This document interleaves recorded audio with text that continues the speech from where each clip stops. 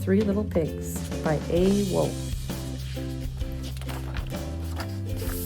Everybody knows the story of the three little pigs, or at least they think they do, but I'll let you in on a little secret. Nobody knows the real story because nobody has ever heard my side of the story. I'm the wolf, Alexander T. Wolf. You can call me Al. I don't know how this whole big bad wolf thing got started, but it's all wrong. Maybe it's because of our diet. Hey, it's not my fault wolves eat cute little animals like bunnies and sheep and pigs. That's just the way we are. If cheeseburgers were cute, folks would probably think you were big and bad too. But like I said, the whole big bad wolf thing is all wrong. The real story is about a sneeze and a cup of sugar. This is the real story.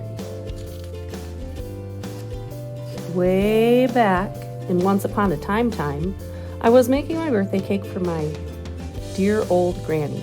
I had a terrible sneezing cold and ran out of sugar. So I walked down the street to ask my neighbor for a cup of sugar.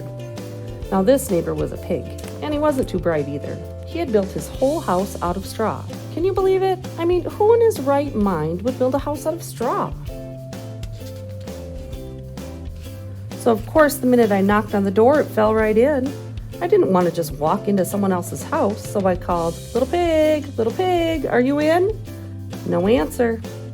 I was just about to go home without the cup of sugar for my dear old granny's birthday cake. That's when my nose started to itch. I felt a sneeze coming on. Well, I huffed, and I snuffed, and I sneezed a great sneeze.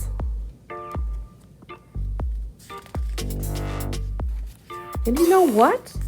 That whole darn house fell down. And right in the middle of the pile of straw was the first little pig, dead as a doornail. He had been home the whole time. It seemed like a shame to leave a perfectly good ham dinner lying there in the straw, so I ate it up. Think of it as a big cheeseburger just lying there. I was feeling a little better, but I still didn't have my cup of sugar, so I went to the next neighbor's house. This neighbor was the first little pig's brother. He was a little smarter, but not much. He had built his house out of sticks. I rang the bell on the stick house. Nobody answered. I called, Mr. Pig, are you in? He yelled back, Go away, wolf, you can't come in. I'm shaving the hairs on my chinny chin. I had just grabbed the doorknob when I felt another sneeze coming on.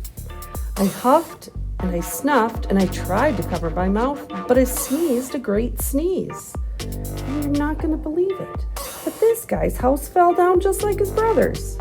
When the dust cleared, there was the second little pig, dead as a doornail. Wolf's honor.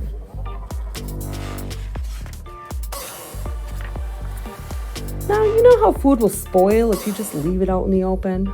So I did the only thing there was to do. I had dinner again. Think of it as a second helping.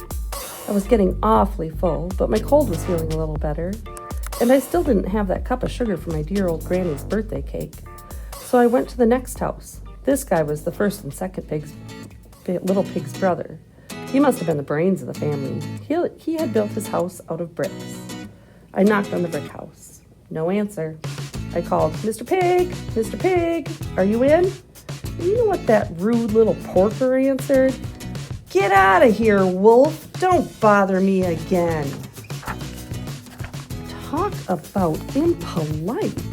He probably had a whole sack full of sugar, and he wouldn't give me even one little cup for my dear sweet old granny's birthday cake.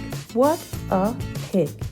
I was just about to go home and maybe make a nice birthday card instead of a cake when I felt my cold coming on. I huffed, and I snuffed, and I sneezed once again.